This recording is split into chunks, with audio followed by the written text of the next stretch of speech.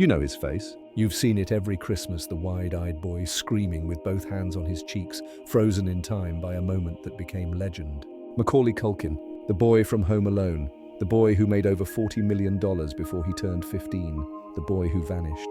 No, not the kind of disappearance that makes breaking news or missing persons reports. This one was quieter, stranger. He didn't crash and burn like so many child stars. He didn't spiral into public arrests or rehab headlines. He didn't die young. He just walked away. At the peak of his fame, after becoming one of the most recognizable faces on Earth, he stepped out of the spotlight.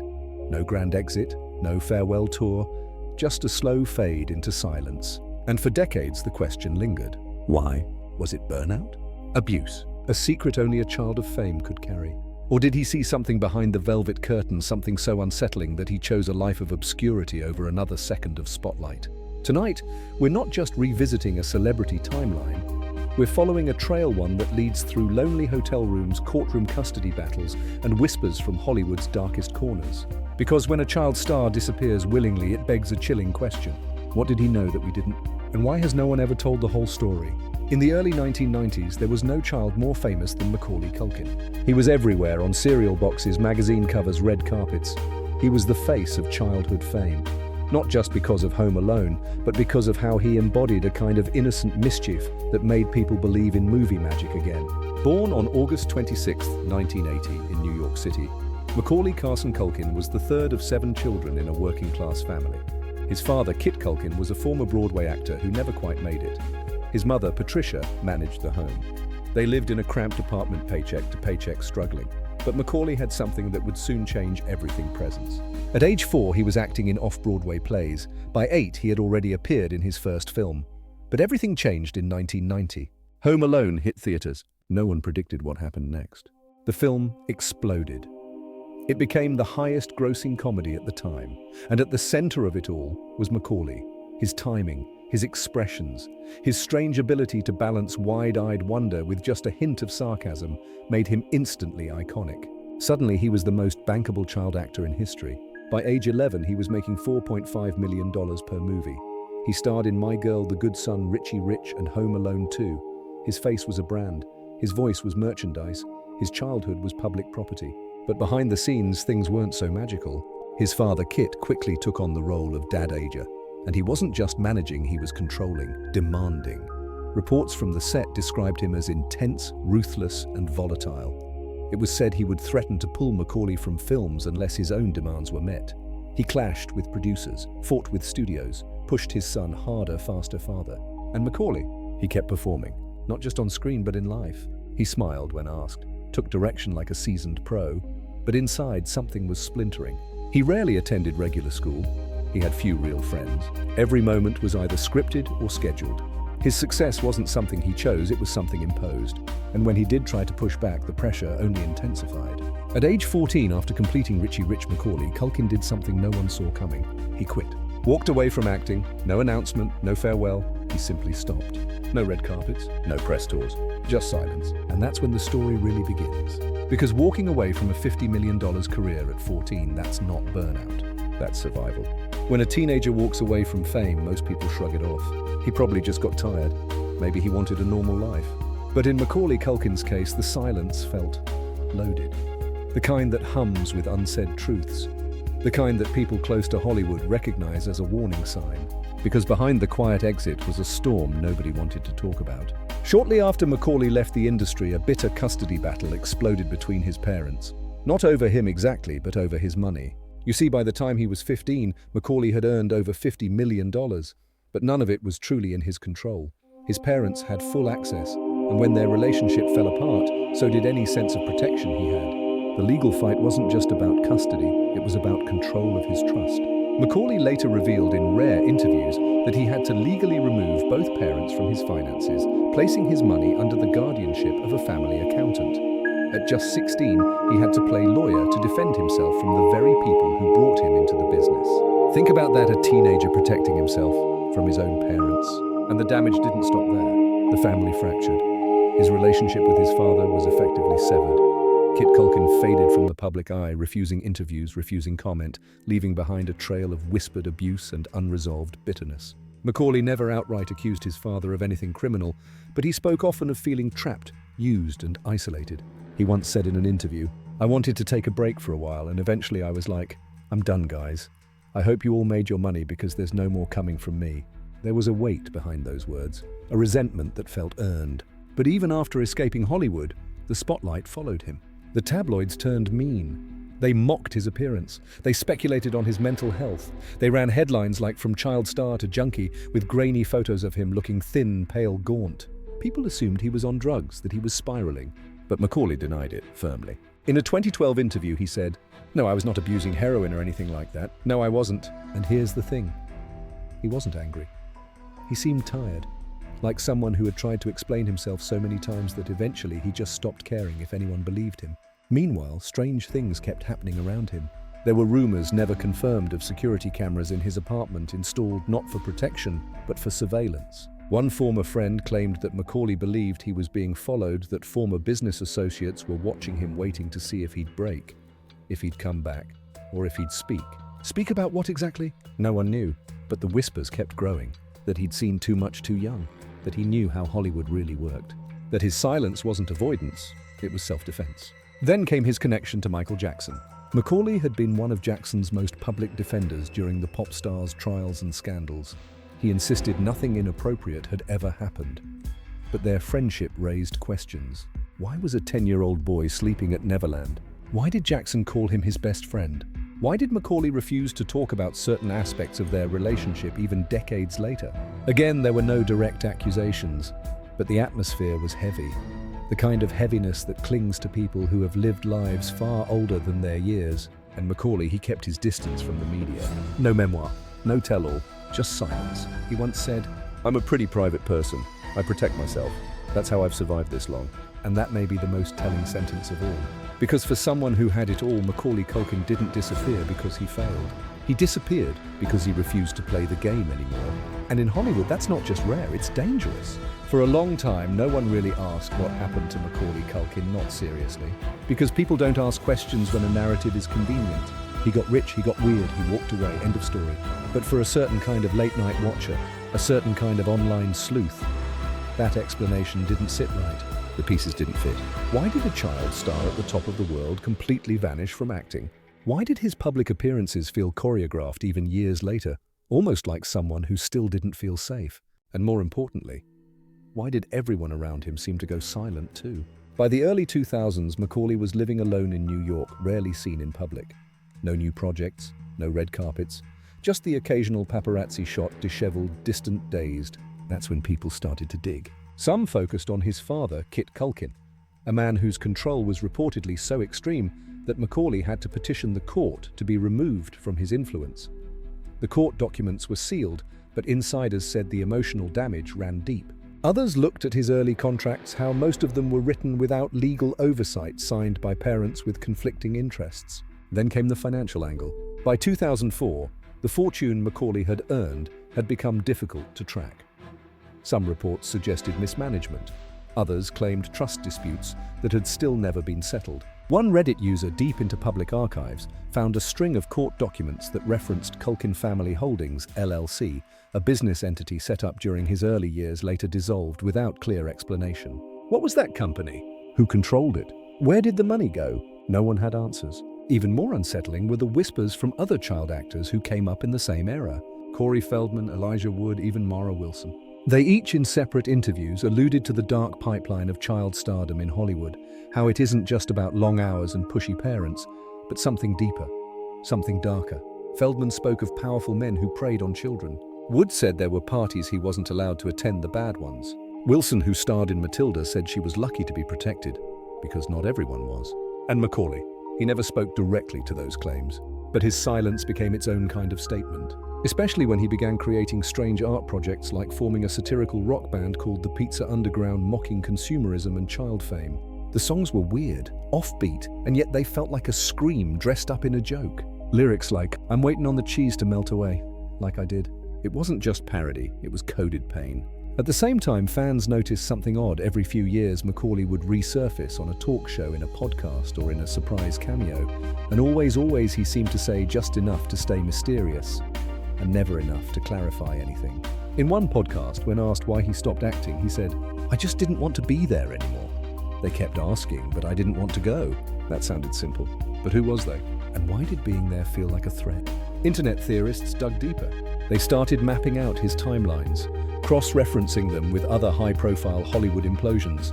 They created fan timelines plotting every Culkin appearance against court cases, media trends, and even industry scandals. A strange pattern began to emerge.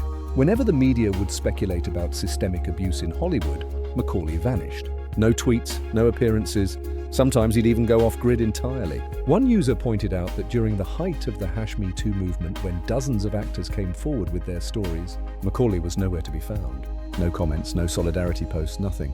Just gone. And then months later, he reappeared with dyed hair, a new podcast, and a joke, "I'm not dead yet." It was funny, sort of. But to people who'd been watching closely, it felt more like a flare shot into a dark sky.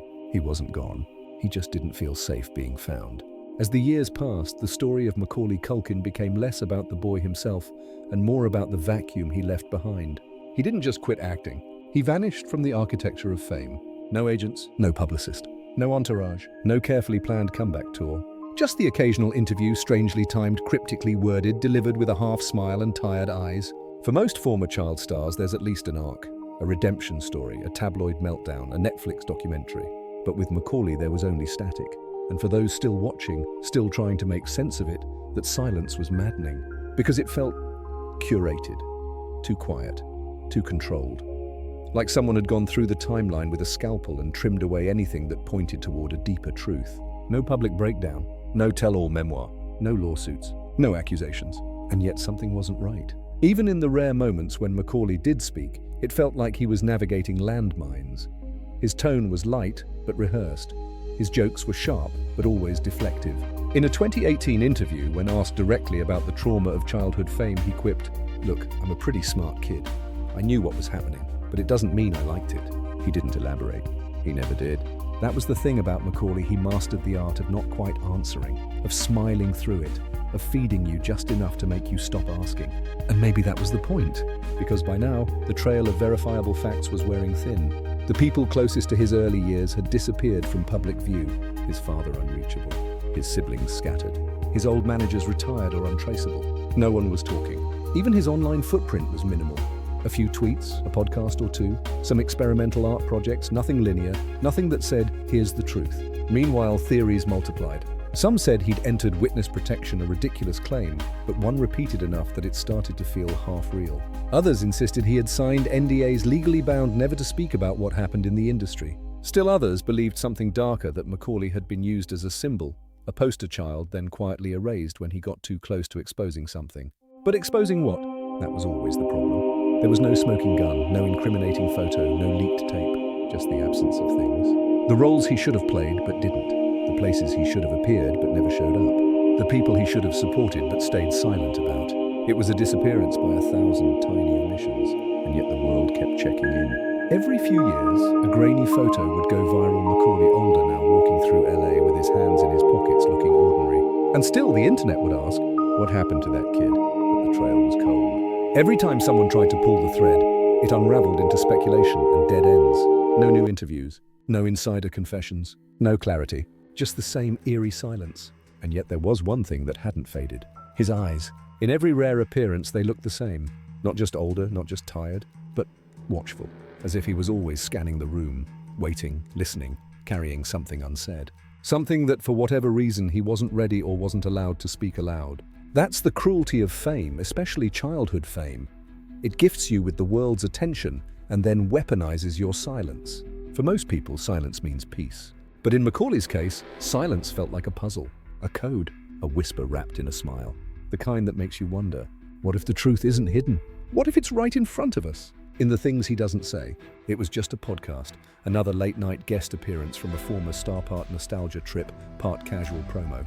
The year was 2020. The world was locked down. Everyone was bored online and looking for familiarity. So when Macaulay Culkin showed up on a pop culture podcast wearing sunglasses, a flannel shirt, and that signature crooked grin, people tuned in, expecting jokes, hoping for stories. And for the first 20 minutes, that's exactly what they got. He was charming, witty, the same fast-talking kid, just older, sharper. He poked fun at Home Alone, took jabs at the media, laughed at the weirdest parts of fame. Then the host asked something different. It wasn't a question about childhood, or acting, or what it's like being rich young. It was simple. Do you miss it? And for a second, just a second, the smile cracked. Macaulay looked down, adjusted his sleeves, said, "That's the thing about fame. You don't realize how much of yourself you give away until there's nothing left to miss." The host didn't know how to respond. Neither did the listeners. But online, in the corners of Reddit and YouTube where people track every twitch, every coded sentence, that moment became a glitch in the image, a slip in the persona. It was dissected frame by frame. They slowed the clip, watched his eyes shift, noticed the way his hand gripped the table when he said the word give. And then someone found something else. On a long-forgotten fan forum buried in a thread about child stars was a blurry screenshot of a deleted tweet, reportedly from Macaulay's account in 2013. The post read, "They tried to own me. They couldn't. I walked. That's why they hate me." No one had saved the original. There was no verification, but that single sentence hit like a jolt. Who was they? And what exactly did he walk away from? The same thread resurfaced another clip from a 2004 French interview, dubbed in translation, where Macaulay said, "I've seen things that people wouldn't believe. Not in movies, meetings, hotel hallways. I left before it changed me." No one paid attention back then. But now, rewatched under the lens of hindsight, it felt like a warning hiding in plain sight. And this wasn't just speculation anymore. Other actors, fellow former child stars, started speaking up. Not about Macaulay directly, but about the system that raised them. About casting couches, unwritten rules, grooming disguised as mentorship. And though Macaulay never joined them publicly, his absence was pointed. He wasn't dismissing their claims. He wasn't refuting them. He was just silent. Again, that's when a strange file surfaced. A Google Drive folder, posted anonymously to a private Discord server dedicated to lost Hollywood cases. Inside were 37 photos, all seemingly taken in the late 90s hotel lobbies parties, behind-the-scenes shots. Most were blurry, insignificant. But in one, a 17-year-old Macaulay stood against a wall, arms crossed, next to two unnamed executives. He looked uncomfortable. It could have meant nothing. But one user noticed a detail.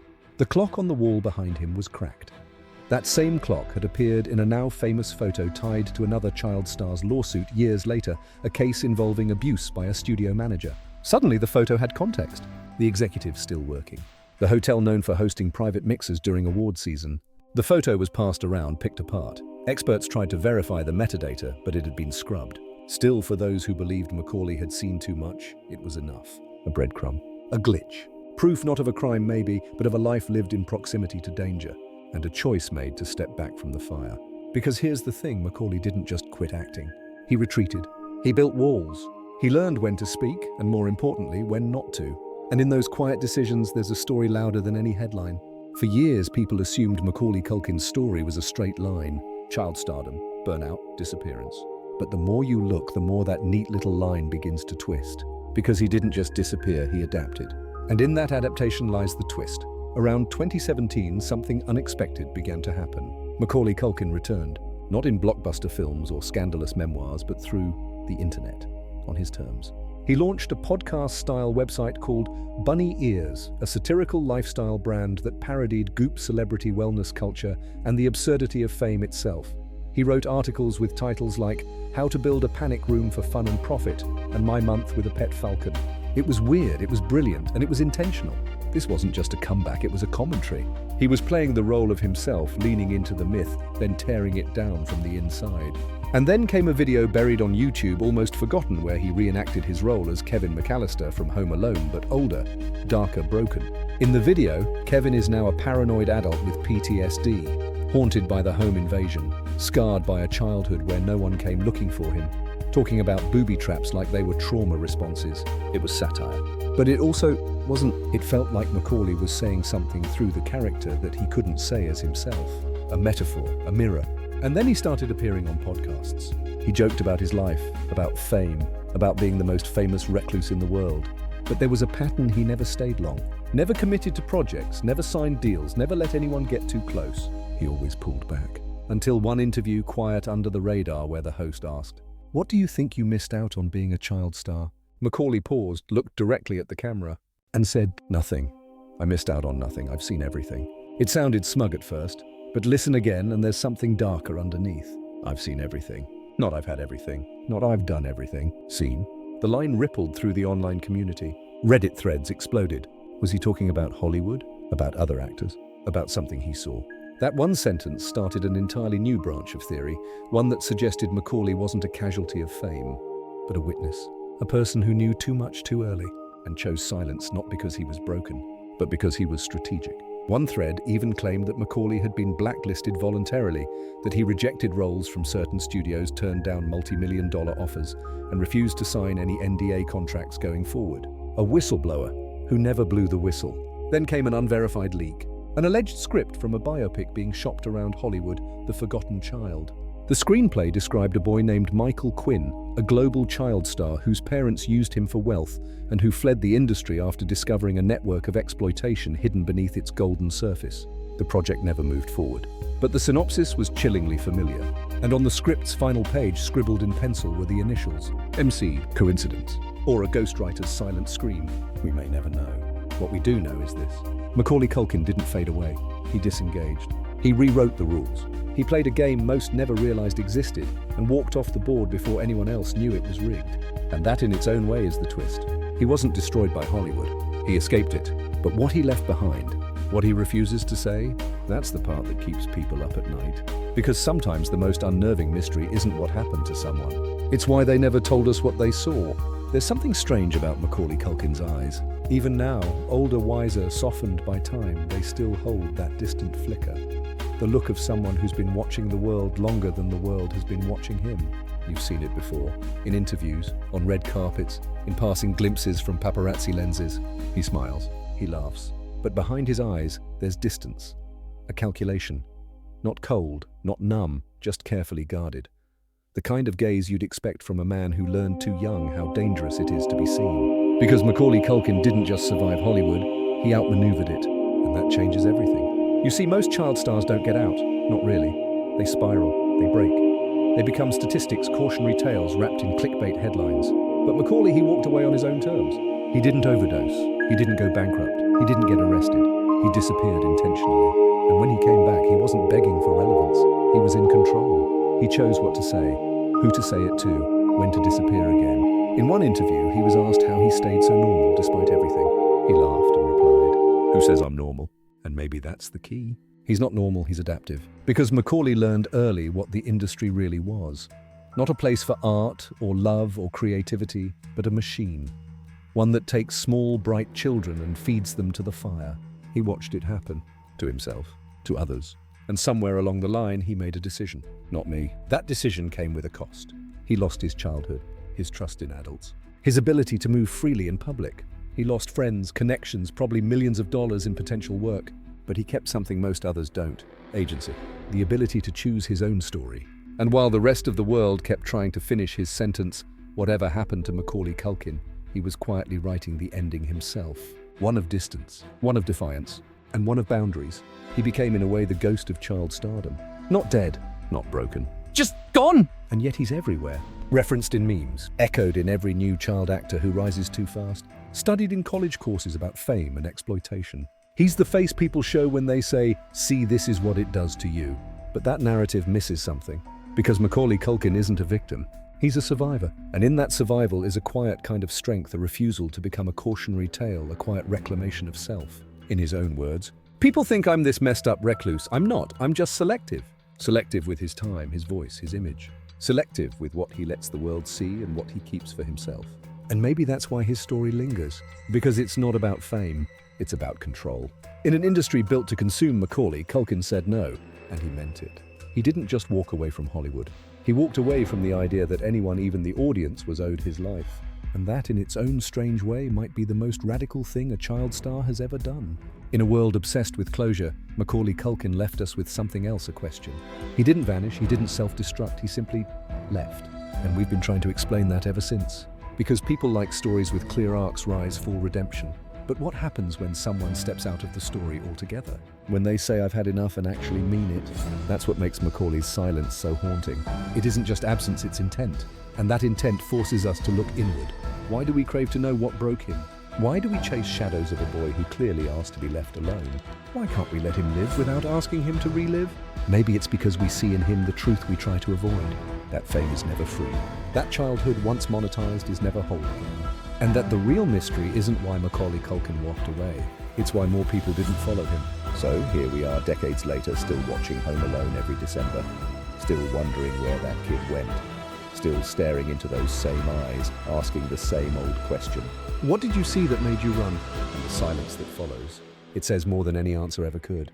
Thank you for spending time with us to explore the quiet mystery of Macaulay Culkin. If this story made you pause, if it made you wonder what else don't we know about the ones we used to watch so closely, then we invite you to stay with us. This channel is dedicated to the voices that faded, the truths that whispered, and the lives that left questions behind. Subscribe, hit the bell icon, and join us as we uncover more stories that were never fully told. Because sometimes the most unforgettable tales are the ones we were never meant to hear.